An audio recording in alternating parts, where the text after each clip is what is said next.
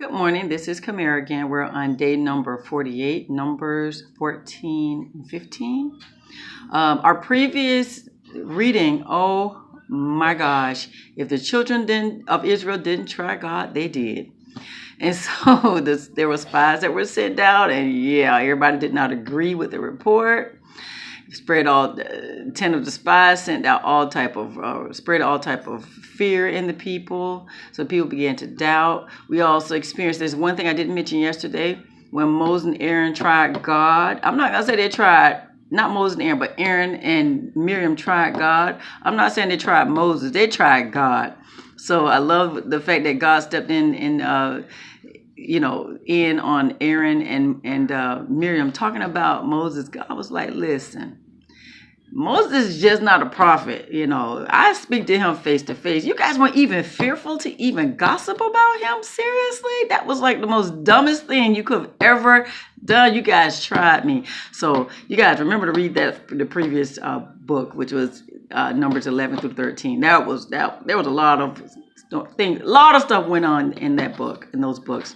So now we're on 14 and 15.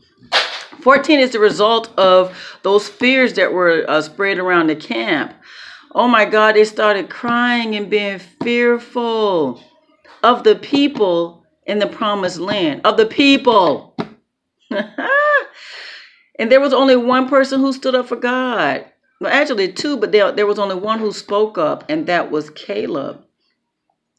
The other person who actually did not talk negative was Joshua. So you had Joshua and Caleb, who was all for the promises of God. But there were these other 10 spies who did not believe. They were fearful, and they spread it around. And so they're crying all in the camp. They're upset. The Lord brought us out here only to die in battle against these people in the promised land. We should find another leader. We should head back to Egypt. Moses and Aaron, they dropped down, face first on the ground in front of the people. Joshua and Caleb, they tore their clothes, and they were like, whoa, this is serious, guys. We got this.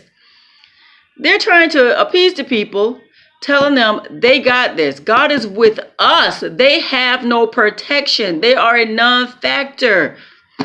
We got this. We're going to get that. God is with us. He's with us. He's not with them. He's with us. They are a non-factor. They have no protection. Children of Israel, they really, this is the thing. They didn't like the positive attitude. They did not like the encouragement that Caleb and Joshua was giving them. So they wanted to stone Joshua and Caleb. And you know what, guys? That's real life. That's real life. When people have their mind made up on negativity, they cannot stand your positivity. But you have that confidence in knowing who your God is, what He is capable of doing, and you believe in His promises, and you walking by faith. You stick to Him. He's greater than all of them, every last one of them. But you can't, sometimes you just feel sorry for those people who don't have that faith. And, just pray for them. Don't even get mad at them. Just say, okay, I got you. And you stand strong. Because Joshua and Caleb, they stood strong. Even though they were going to be stoned, they believed, they believed God comes. God comes. He said, really, people? These people have seen me. They've seen my power through Egypt.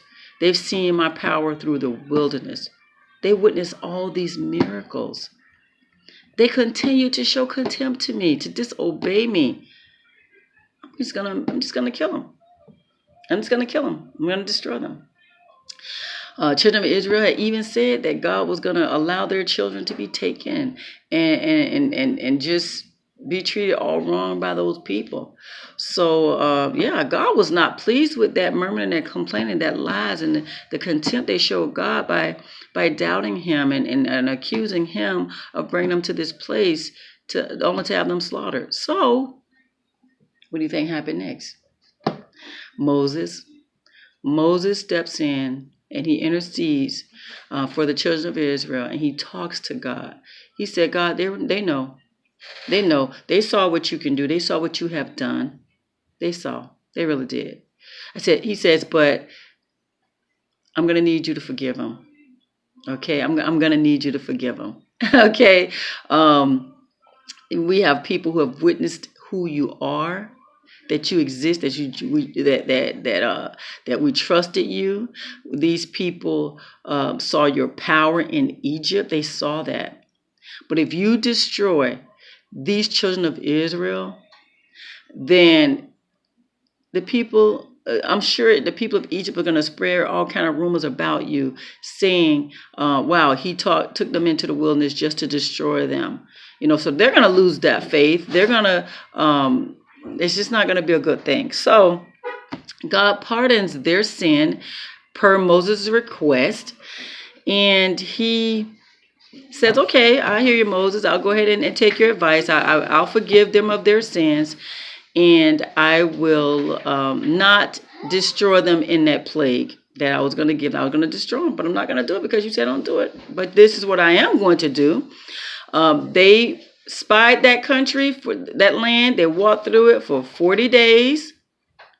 So what I'm going to do is, for every day that they stayed in that land, I'm going to give them a year in the wilderness. So for 40 years, I'm going to allow them to walk around the wilderness. And get this. Everyone who's 20 years and older will not see the promised land. They will not. I'm going to let them drop dead right in the wilderness. Yeah. Because of their contempt for me, because of their doubt, because of the things they were saying about me. I mean, they said I'm going to allow their children to be treated wrong. Well, their children are going to be wandering in the wilderness. They're going to be wandering in the wilderness as shepherds and so forth for 40 years. And then when everyone 20 and older has died, then I'm going to bring their children to the promised land. And so get this.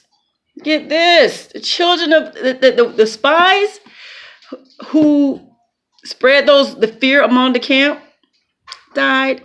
God struck them with the plague and they died right there in front of them.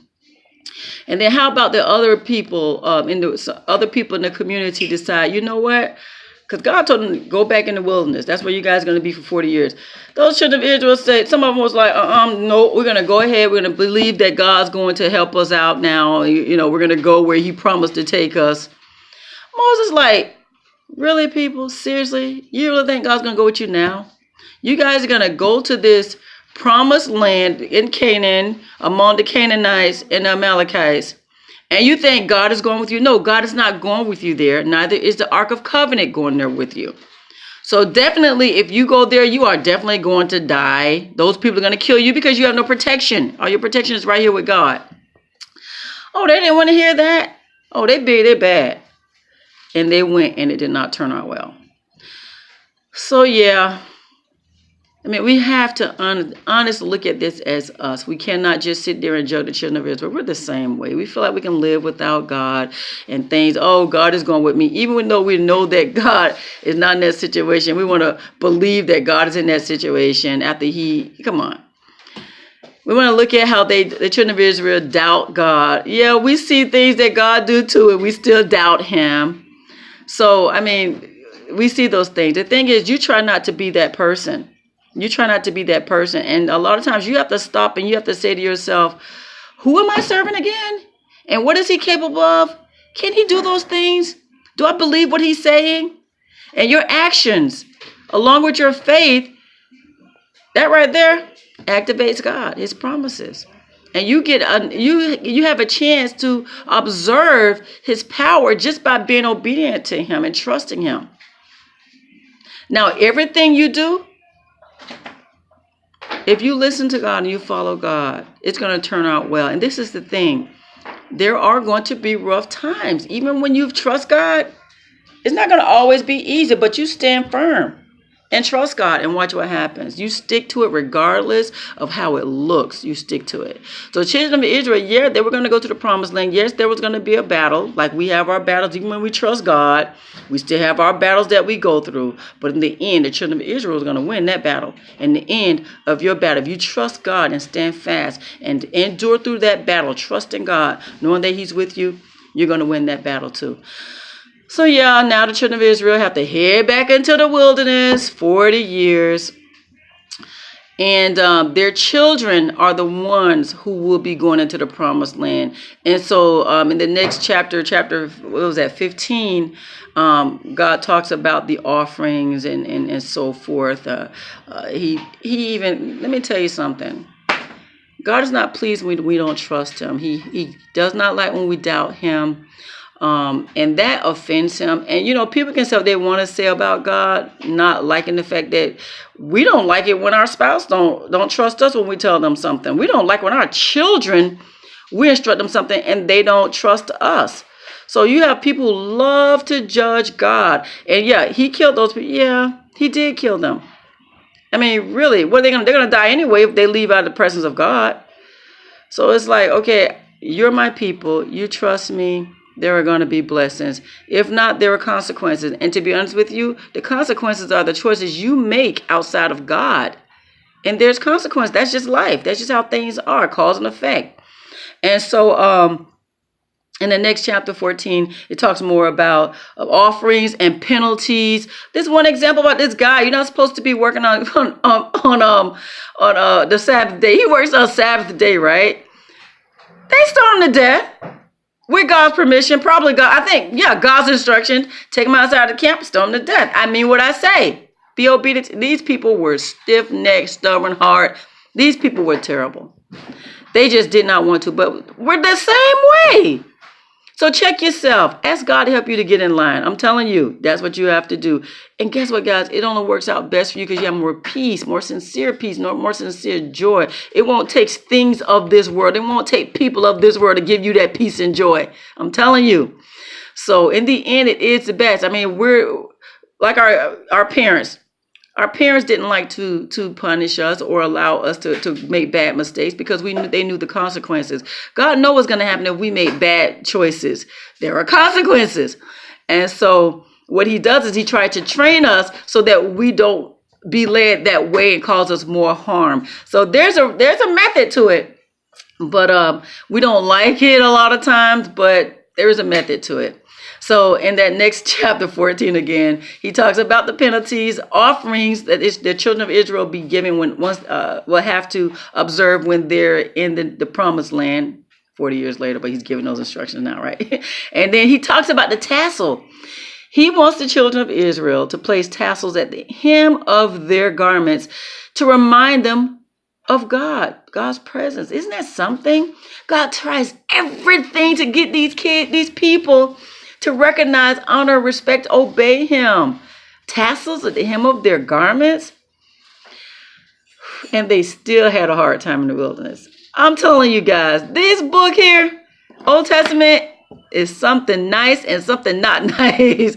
But that's us. And you'll see the character of God, which is so loving.